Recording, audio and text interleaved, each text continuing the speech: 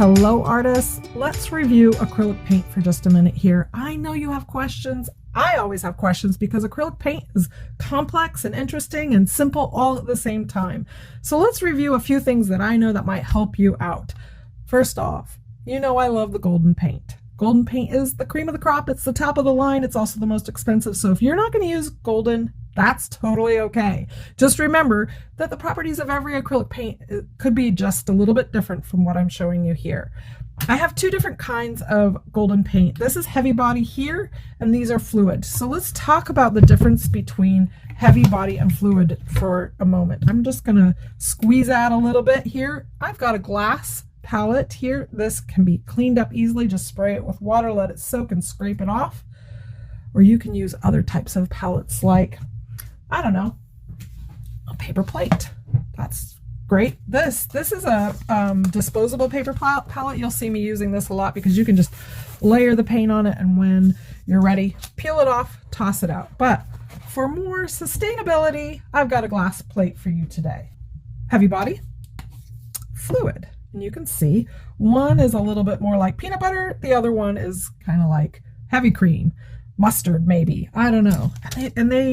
One will hold its shape as you paint with it. The other one is a lot more fluid. Use them for different reasons at different times. I can't even tell you why I decide which. I know I use heavy body if I want that luscious texture especially towards the ends of a painting, but the fluidity of this paint here just really makes a huge difference in like layering and transparency and all of that kind of stuff. What is the difference though between heavy body and fluid paint? You would think that all I got to do is add a little bit of water or medium to this and I'll end up with fluid paint. Well, it's kind of true. You can. Here are some mediums you could use. If all you have is heavy body, you can use a GAC 100. That's an acrylic primer and extender, which means it's going to keep it wet longer. It's going to, extend the amount of paint, like the tinting. You can add paint to this and tint it. These all do basically the same thing, acrylic glazing gloss. So it's going to make your paintings a lot more glossy and shiny. Also, you can extend your paint with that.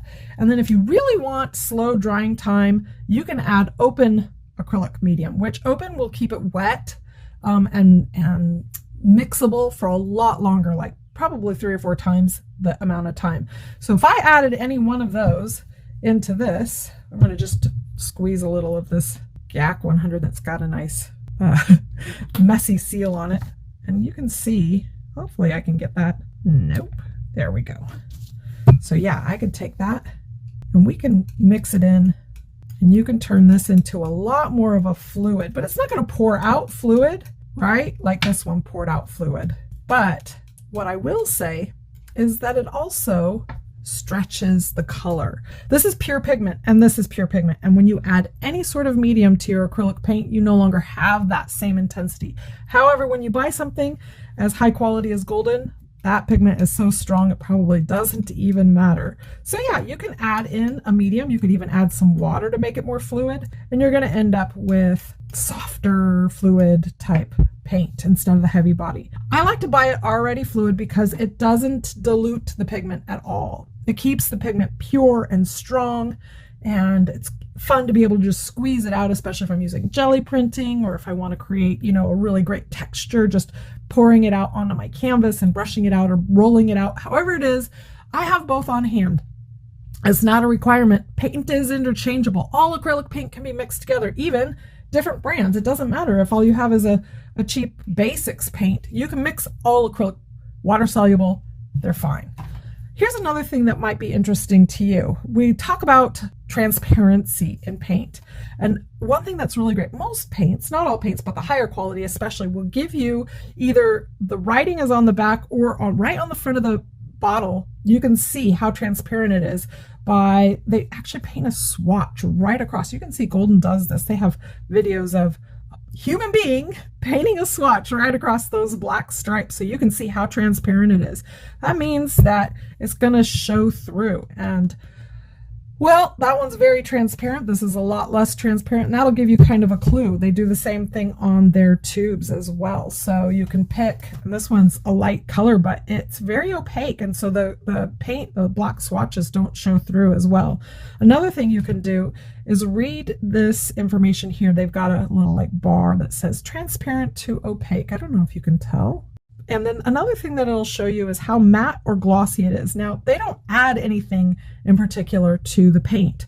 It's really the properties of the pigment that will cause it to be glossy or matte when we're talking about these heavy bodies or fluid. You can purposely purchase matte paint or gloss paint, but they're regular heavy body and fluid paints. The only reason that they might be matte or glossy is simply because of the type of pigment. This one's a little more matte. This one's coming in on medium. This one's more matte. Then you can also look at how thin or thick is the paint. They've also got a graph for you to figure that out. And then here's the other one that I talk about oftentimes. When I'm talking about painting, I talk about tinting strength.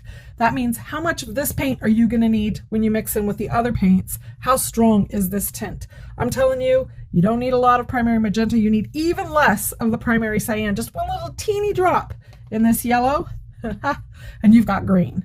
However, in order to change this, you're going to need a lot more yellow in order to make a difference. So the tinting strength is just really how powerful that pigment, that pure pigment, is to begin with. Here's another thing that you can take a look at. We can just do a little testy test. You can start playing around with how these paints look when you use them, just painting over. This is the fluid.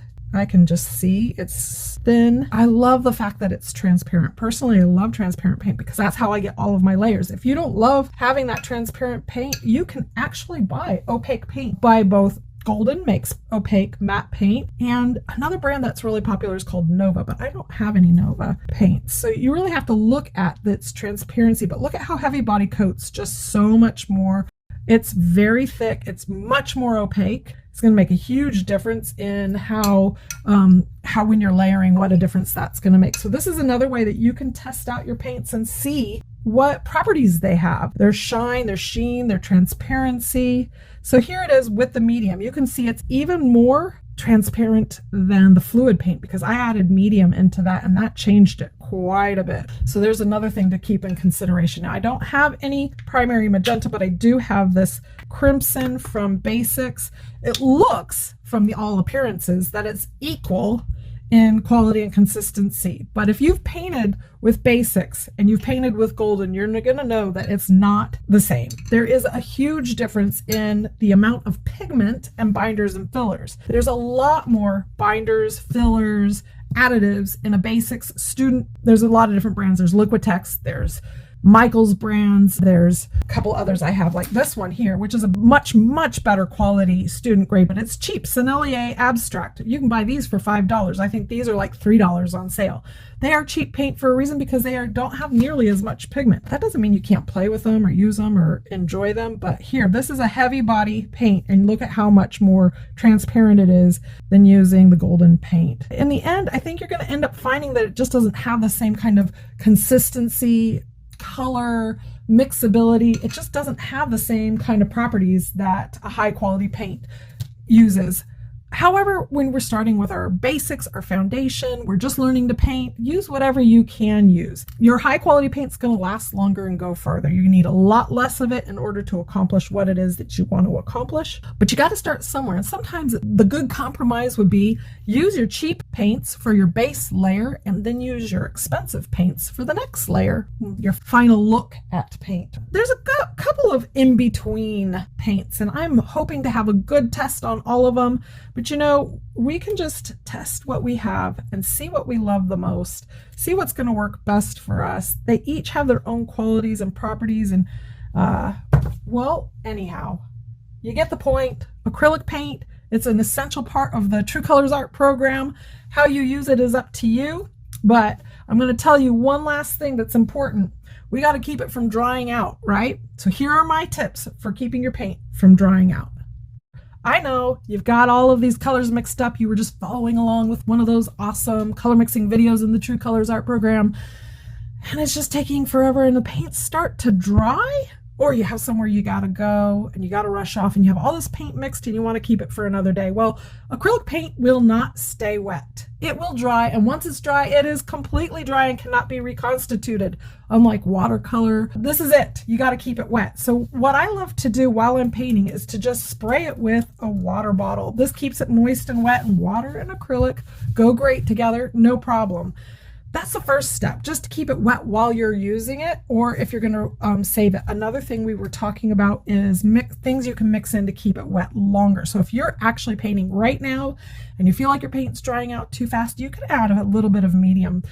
The open will keep it wet longer, of course, but I don't usually use mediums. I like to just spray it with water and keep working fast and mix up a little bit more. However, there's a couple other things you can do. One, get yourself one of these. It's called Masterson's. It's a palette saver. It has an amazing lip on it that's like a double lip. So on both sides, it seals it really tight and airtight.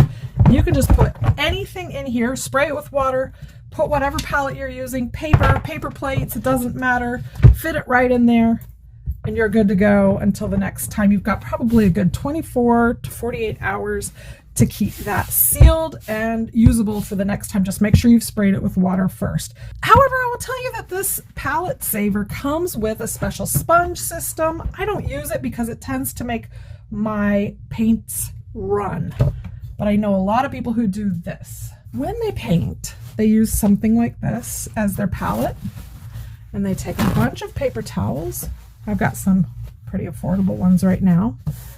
They spray it with water. Voila, like that. Then they take their paper palette. It needs to be a paper palette. You can use wax paper, you can use one of the disposables. And so we've sprayed this all down with plenty of water.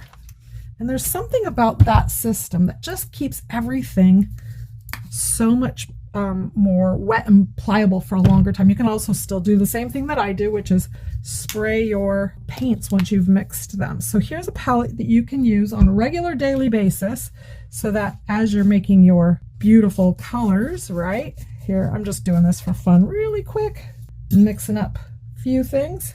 My favorite, we'll take a little bit of that. And then I always love to add in my white. What do I use for white? Always Liquitex Professional Gesso for my fluids, unless I need some sort of nice white clouds, and then I'll use the heavy body. But there you go. So I've mixed up these colors. I've got all kinds of things going on here, and I'm like, oh no, I've got to go make dinner again for the millionth time. Then I'm just gonna, it's already wet underneath, so that's keeping it moist from the underside. Spray it a little bit, and voila. There you go. You can keep it wet, keep it usable for a lot longer with these few tips to keep your palette usable.